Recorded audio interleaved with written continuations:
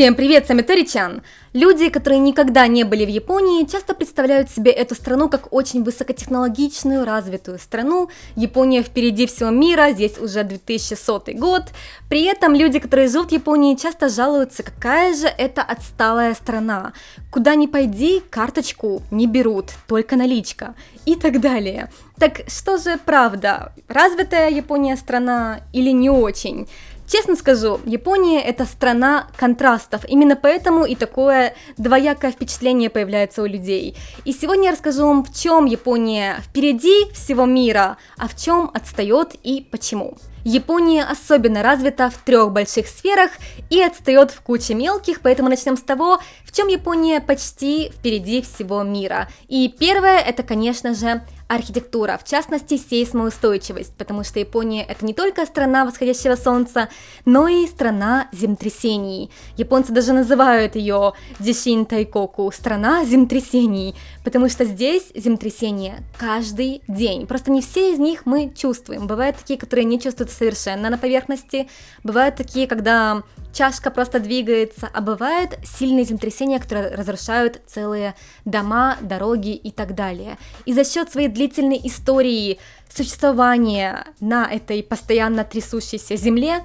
японцы придумали множество разных технологий, чтобы поддерживать свои дома в состоянии, даже если придет большое землетрясение. Дома, которые построили 50 лет назад, они не слишком сейсмоустойчивые, но с каждым годом все больше обновляют законы, как нужно строить дом, по каким технологиям, поэтому современные дома, которым 10 лет, 5 лет, они очень сейсмоустойчивые. Чтобы понимали, сейчас по новым законам дома строят так, чтобы они могли выдержать 2 раза землетрясение в 7 баллов. Это землетрясение примерно как было пару лет назад в Кумамото. И этот новый закон ввели после землетрясения, которое было в Кумамото. Япония вынуждена подстраиваться под такие условия жесткие, природные, что ты никогда не знаешь, когда землетрясение придет и какое оно будет по силе.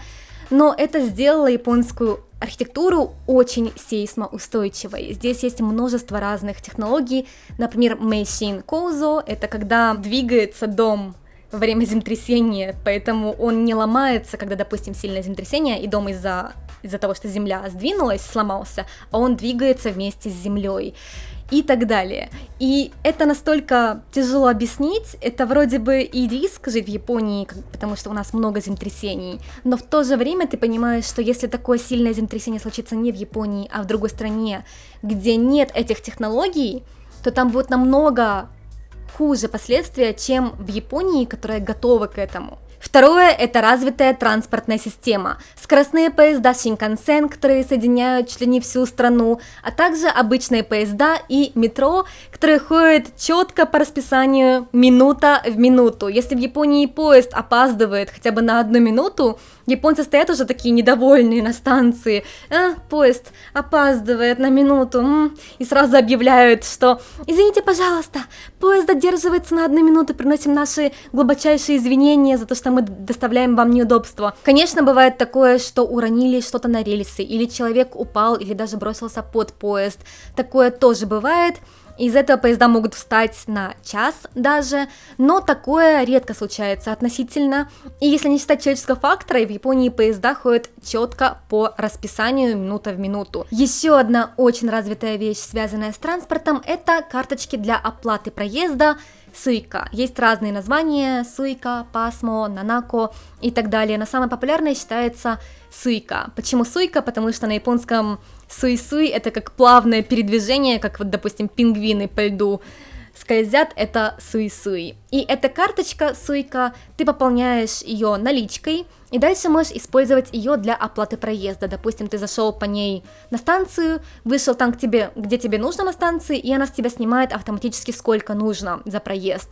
Или, допустим, ей можно оплачивать автобусы, такси, даже в магазине можно расплачиваться и так далее. И благодаря этой карточке в Японии закончилась эра билетиков, которые контролер должен пробивать при входе на станцию, при выходе. Благодаря этой карточке, точнее из-за нее в Японии никак не наступит эра оплаты кредитной карточкой, потому что настолько все привыкли к Суика, и она настолько удобная, что никак не могут сделать, как в других странах, что можно оплачивать за проезд при помощи обычной кредитной карточки. И третье – это некоторые социальные аспекты, как низкий уровень безработицы, в Японии всего лишь 2% уровень безработицы, высокий уровень безопасности, Япония считается одной из самых безопасных стран в мире. Медицина, я жаловалась, конечно, но японская медицина считается одной из самых эффективных в мире, а также чистота. Да, это не фотошоп, в Японии даже в крупных городах, как Токио, очень чисто, и никто не выкидывает мусор на улицы. Даже если выкидывают в некоторых районах, как Шинджуку, Кабукичо, то все равно очень эффективно все убирают. Поэтому в этом плане Япония очень развита и может показаться страной из будущего. Но также есть много мелочей, которые ты начинаешь замечать, когда живешь в Японии, и понимать, что по сравнению с другими странами здесь Япония отстает. Первое, это, конечно же, наличка, о которой я говорила миллион раз в своих видео, что в Японии много где до сих пор берут только наличку. И со мной будут спорить в комментариях, что нет, в Токио можно много где расплатиться кредитной карточкой. Да, это так, но это как повезет. У меня много раз было такое, что когда я работала в центре Токио, я выхожу купить себе обед, и там, где я хочу купить себе обед, не берут кредитные карточки, только наличка, и мне приходилось одалживать деньги у моих коллег, потому что я с собой наличку редко носила. И, конечно же, зависит от места, от того, как вам повезло. Если вы, допустим, покупаете что-то в большом магазине, шоппинг-центре или в ресторанной сети, то там чаще всего берут кредитные карточки или, допустим, суйка можно оплатить. Но если вы идете в маленькое местное кафе или магазинчик что-то купить, то где-то 80% шансы, что вы не сможете расплатиться кредитной карточкой. Почему так? Почему такая страна, как Япония, где настолько развита транспортная система, синкансены, скоростные поезда и так далее, почему до сих пор так много мест не берут кредитные карточки и требуют наличку? Дело в том, что в Японии все еще очень сильное доверие к купюрам. Страны, которые с более низким доверием, там намного быстрее развивалась вся эта технология оплаты или QR-кодами, или оплата приложением, или та же кредитная карточка.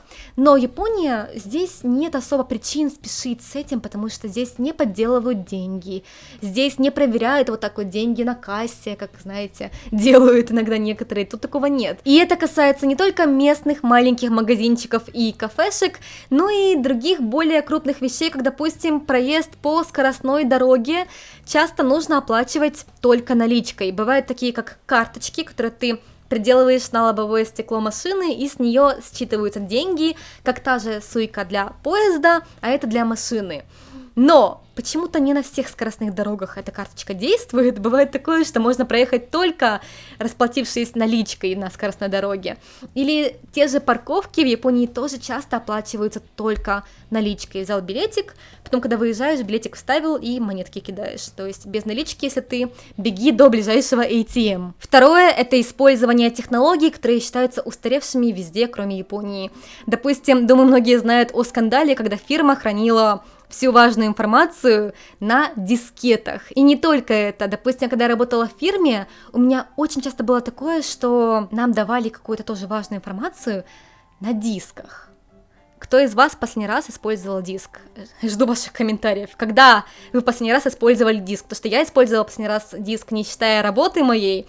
Когда мне было лет 13, я слушала System of a Down на дисках, на вот таком вот древнем еще, как это называется, я забыла даже, как это называется, диск, когда слушают музыку. Конечно же, факс. Я уже вам жаловалась о том, что мне приходилось учиться, как пользоваться факсом, когда я работала в японской фирме, потому что в Японии до сих пор многие фирмы используют факс для переписки, для заказа товаров и так далее. Поэтому, когда тебе нужно заказать товар, ты пишешь на бумажке, что тебе нужно, отсылаешь ее по факсу, и тебе приходит ответ тоже по факсу, тоже от руки, и ты сидишь и пытаешься понять, что тебе написали на иероглифах. И это касается не только факсов, но и, допустим, у меня в офисе была большая истерика у моих коллег, когда пытались заменить наши стационарные компьютеры на ноутбуки. У нас у всех изначально были стационарные компьютеры, но наша фирма решила, что было бы намного лучше, чтобы у всех были ноутбуки, чтобы мы могли также работать ремоут, особенно в наше время, когда из-за короны многие не могли ходить в офис. у людей была просто истерика, потому что они привыкли к тому, что они всю жизнь работали на стационарном компьютере, и у них вот такая вот клавиатура, вот такая вот мышка, и мы не сможем работать на ноутбуке ни за что. Даже устроили небольшой бойкот. Я заметила, что это много где такое есть, как у взрослого поколения японцев, так и у молодого. У меня в университете многие японцы, которым было 20 лет, пользовались раскладушками, телефонами, не айфоном, а раскладушкой. Или, допустим, у них не было ноутбука, хотя мы архитекторы, тебе нужен ноутбук, чтобы делать задания. То есть такие вот вещи, которые мне казалось, что Япония, у них, наверное, у всех ноутбуки, у всех планшеты, у всех айфоны или андроиды, что там нет. У многих все еще есть раскладушки. Ну, не у многих, конечно же, но есть такие, кто использует до сих пор раскладушку. Почему так? Почему японцы так цепляются за старые технологии? Причина, конечно же, старение нации. В Японии средний возраст 49 лет. Поэтому многие люди на руководящих позициях намного старше 49 лет, и они просто некомпетентны в вопросах, как лучше улучшить процесс работы, какие новые технологии лучше внедрить, какие приложения лучше использовать и так далее. И второе, многие сотрудники тоже в возрасте. У меня в фирме средний возраст был 43 года.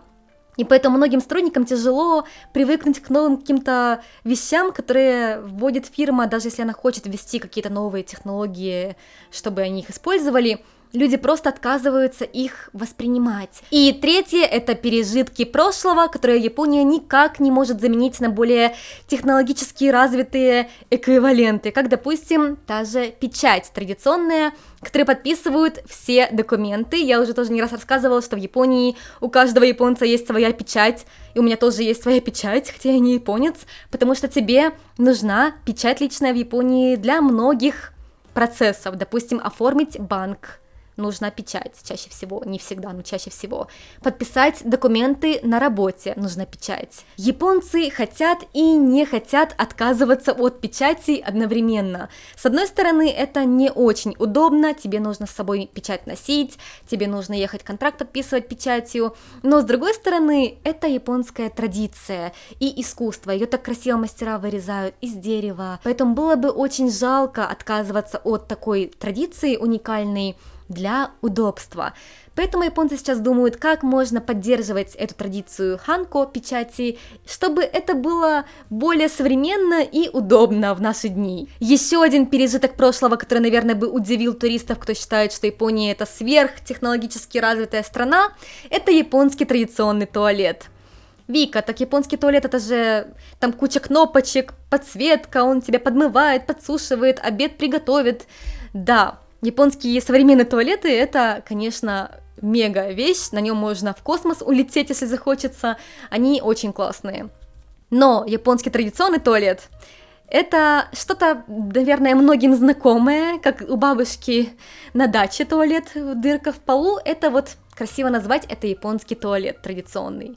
И раньше в Японии такие использовали, и они есть до сих пор, до наших дней. Вы заходите на станции в туалет, и там есть кабинки с обычными туалетами, с кучей кнопочек, а есть вот такие вот туалеты а-ля дырка в полу.